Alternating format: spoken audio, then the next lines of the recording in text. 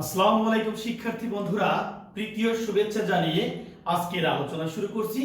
আজ আমি তোমাদের জন্য আলোচনা নিয়ে এসেছি ব্যাংক রিকনসিলিয়েশন স্টেটমেন্ট এর উপর, যে আলোচনা দ্বারা বিবিএ এবং বিবিএ অনার্স শ্রেণী শিক্ষার্থীরা উপকৃত হবে। আজ আমি তোমাদেরকে দেখাবো উভয়জের সংশোধন পদ্ধতিতে কিভাবে ব্যাংক সমন্বয় বিবরণীর গাণিতিক সমস্যার সমাধান করতে হয়। আশা করি আজকের আলোচনা শুরু থেকে শেষ পর্যন্ত মনোযোগ দিয়ে দেখবে, তাহলে অবশ্যই তোমরা উপকৃত হবে ইনশাআল্লাহ। তো এসো এই পর্যায়ে আমরা একটি প্রশ্ন দেখি। The cash in bank account in the ledger of Dhaka Traders Limited at 31st December 2003 indicated a balance of Taka 4,86,006. The bank statement indicated a balance of Taka 6,40,748 on the same date. A comparison of the bank statement and the cash book disclosed the following reconciling item. A check issued but not presented Taka 2,02,687. B. A deposit of Taka 89,017 on 31st December did not appear on the bank statement of December. C. A check for Taka 20,000 drawn by Dhaka Warehouse Limited had been wrongly charged by the bank account of Dhaka Traders Limited. D. The bank had collected for Dhaka Traders Limited Taka 51,000 on account of notes receivable sent for collection. The face value of the note was Taka 50,000. E. Bank service charge for December 2003 amounted to Taka 675 debited on the statement. F. Interest credited by the bank Taka 10,000. G. A customer check for Taka 900 had been entries as Taka 90 by the depositor. H. A check issue for Taka 392 had been entry in the cash book as Taka 329. Instruction: a bank reconciliation statement using the form where both cash book and bank statement balances are brought to a corrected balance. তো শিক্ষার্থী বন্ধুরা, আমরা এত সময় ধরে যে প্রশ্নটি পড়েছি, এসো এখন আমরা তার সমাধান করি। Solution: Dhaka traders limited bank reconciliation statement, both balance correction method as at 31st December 2003. details টাকা আমরা এখানে বাম পাশে দুটি টাকা ঘর করেছি, একটি ইনার কলাম, ডান পাশে সেম ভাবে দুটি কলাম করেছি যার একটি ইনার কলাম। আমরা এখানে ব্যাংক রিকনসিলিয়েশন স্টেটমেন্টকে যেভাবে উপস্থাপন করেছি, আমরা চাইলে বিবরণী আকারে উপস্থাপন করতে পারি। সেটি কিভাবে? এই বাম পাশকে উপরে এবং এই ডান পাশকে এই অংশের নিচে উপস্থাপন করতে পারি, অথবা এইভাবেও উপস্থাপন করা যাবে। তো প্রশ্নে বলা হয়েছিল the cash in the bank account in the ledger of Dhaka Traders Limited at December 31, 2003 indicated a balance of Taka 4,86,006. তার মানে তোমরা জানো শিক্ষার্থী বন্ধুরা যে নগদান বই অনুযায়ী ব্যাংক জের এবং পাস বই অনুযায়ী ব্যাংক জের দুটি কিন্তু সমান হওয়ার কথা। তো এখানে নগদান বইয়ের জের উপস্থাপন করা হয়েছে 4,86,006 টাকা। The bank statement indicated a balance of Taka 6,40,748 on the same day.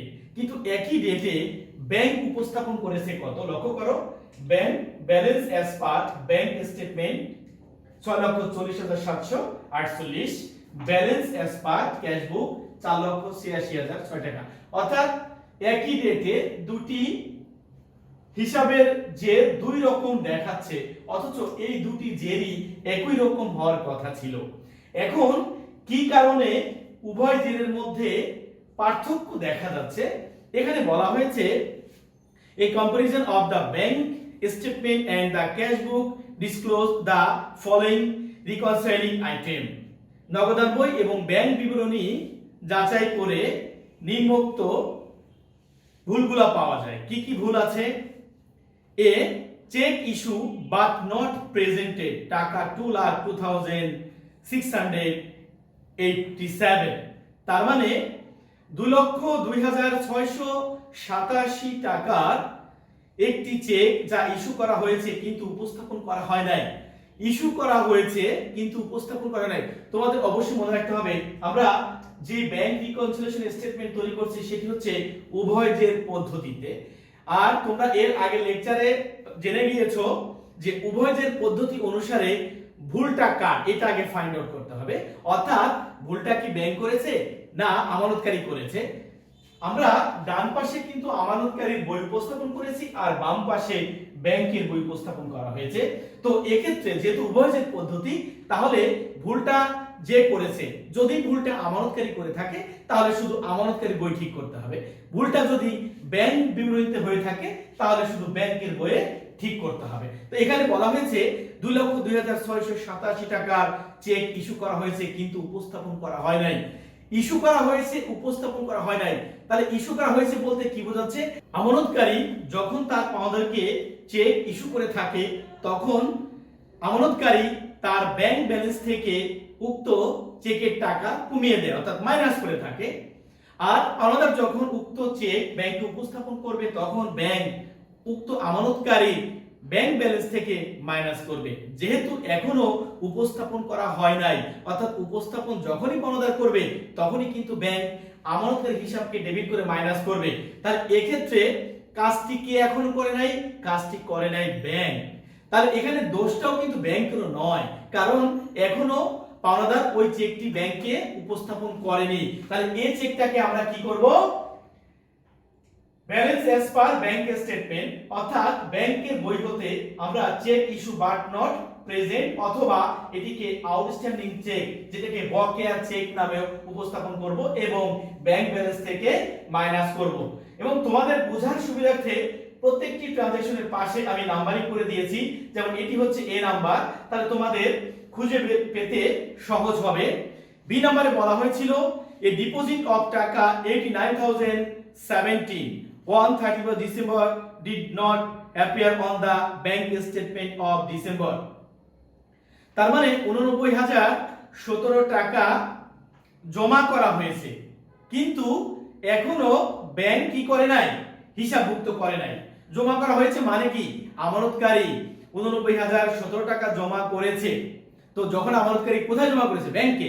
তো যখন ব্যাংকে জমা করে, আমানতকারী যে বই মেইনটেইন করে নগদান বই অনুযায়ী ব্যাংক যে, তার সঙ্গে কিন্তু আমানতকারী এই 89,017 টাকা যোগ করে ব্যাংকের উদ্বৃত্ত বৃদ্ধি করে দিয়েছিল।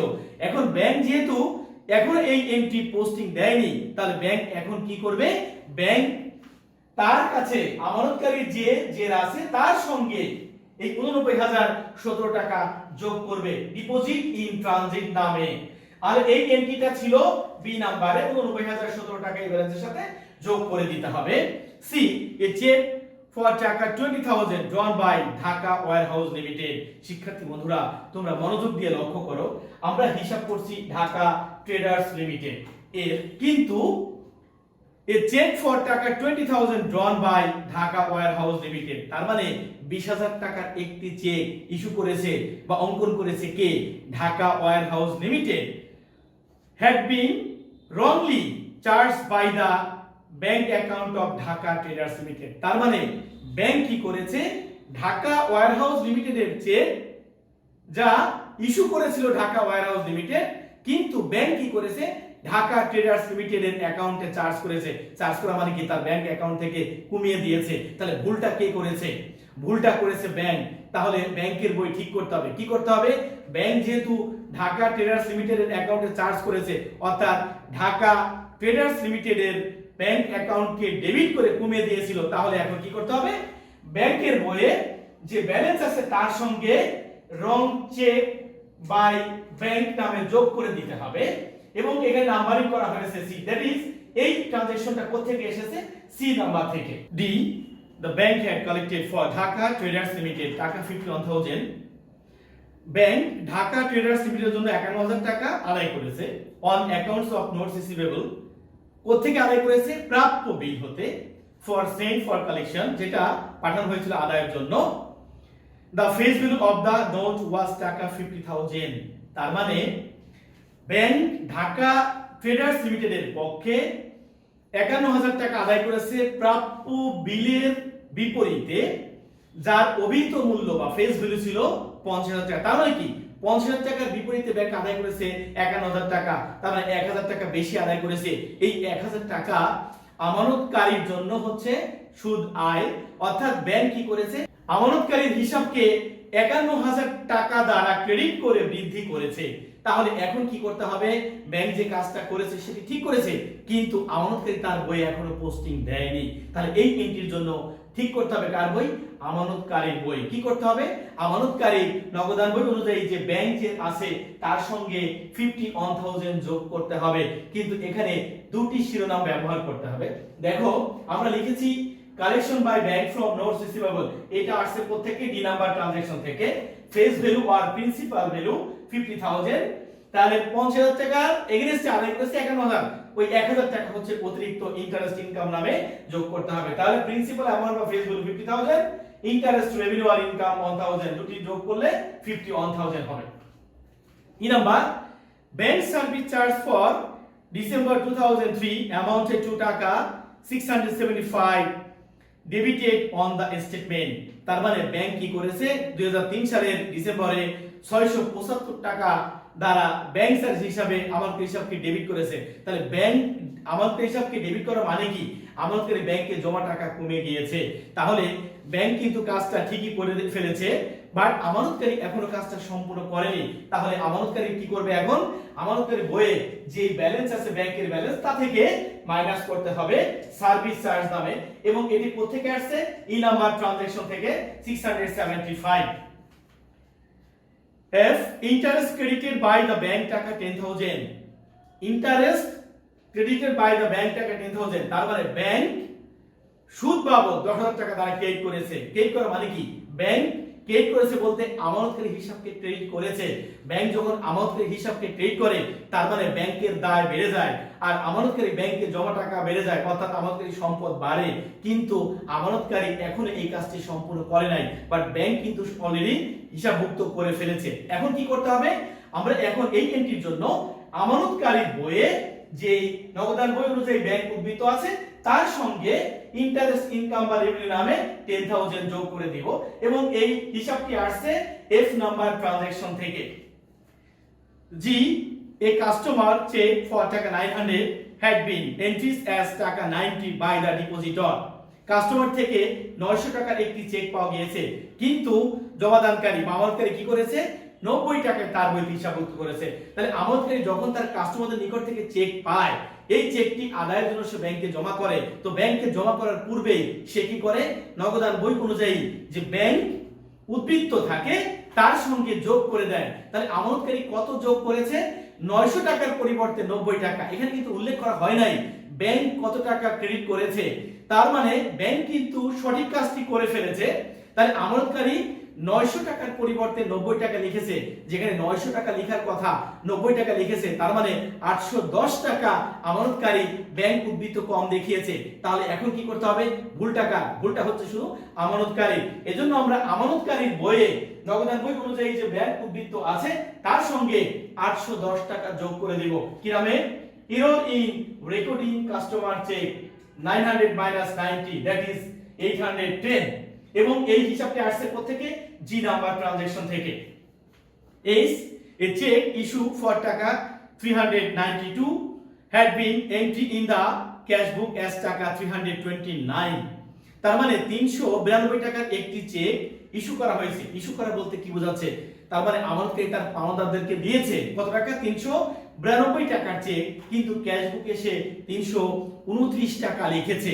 তাহলে ক্যাশ বুকে 392 এর পরিবর্তে 329 টাকা লেখা হয়েছে, মানে কি? কম লেখা হয়েছে। তাহলে এখন কি করতে হবে? আমানতকারী বইয়ে আমানতকারী যত টাকা কম দেখিয়েছে তত টাকা এখন তার ব্যাংক ব্যালেন্স থেকে মাইনাস করতে হবে। তাহলে আমরা আমানতকারী বইয়ে কি করব? আন্ডার চার্জ ইন চেক নামে মাইনাস করব। কত টাকা? 392 মাইনাস 329, এই দুইয়ের যে পার্থক্য 63। এবং এই হিসাবটি আসছে কোত্থেকে? এইচ নাম্বার ট্রানজাকশন থেকে। এখন আমরা কি করব? এখন আমরা ব্যাংকের বই এবং আমানতকারীর বইয়ের উদ্বৃত্ত নির্ণয় করব। তো লক্ষ্য করো, ব্যাংক বিবরণী অনুযায়ী উদ্বৃত্ত দেখানো হয়েছিল 6,40,748। এর সঙ্গে আমরা এই দুটি অ্যামাউন্টের সমষ্টি 1,09,017 টাকা যোগ করব, তাহলে টোটাল পাওয়া যায় 7,49,765। এখান থেকে বাদ দিতে হবে 2,02,687 টাকা। তাহলে আমরা যদি 7,49,765 হতে 2,02,687 টাকা মাইনাস করি, তাহলে যে উদ্বৃত্ত পাওয়া যাচ্ছে তার পরিমাণ 5,47,078 টাকা, যেটি হচ্ছে কারেক্টেড ব্যালেন্স। অর্থাৎ এটি হচ্ছে ব্যাংক বিবরণী অনুযায়ী সঠিক যে। সেম ভাবে আমরা আমানতকারীর বইয়ের উদ্বৃত্ত নির্ণয় করি। তাহলে নগদান বই অনুযায়ী ব্যাংক উদ্বৃত্ত দেওয়া ছিল 4,86,006 টাকা। এর সঙ্গে আমরা এই তিনটি অ্যামাউন্টের সমষ্টি 61,810 টাকা যোগ করব, 5,47,816। এখান থেকে এই দুটি অ্যামাউন্টের সমষ্টি 738 টাকা যদি বিয়োগ করি, তাহলে 5,47,78 টাকা কারেক্টেড ব্যালেন্স পাওয়া যায়। লক্ষ্য করো তোমরা, ব্যাংক বিবরণী অনুযায়ী যে তার পরিমাণ হচ্ছে 5,47,078 এবং আমানতকারী যে নগদান বই অনুযায়ী ব্যাংক যে তার পরিমাণ 5,47,078। অর্থাৎ উভয় পক্ষের ব্যালেন্স কিন্তু সেম হয়ে গিয়েছে। শিক্ষার্থী বন্ধুরা, দীর্ঘ সময় মনোযোগ সহকারে ব্যাংক রিকনসিলিয়েশন স্টেটমেন্ট সংক্রান্ত গাণিতিক আলোচনা তোমরা মনোযোগ দিয়ে দেখেছো, এই জন্য তোমাদেরকে আন্তরিকভাবে ধন্যবাদ জানাই।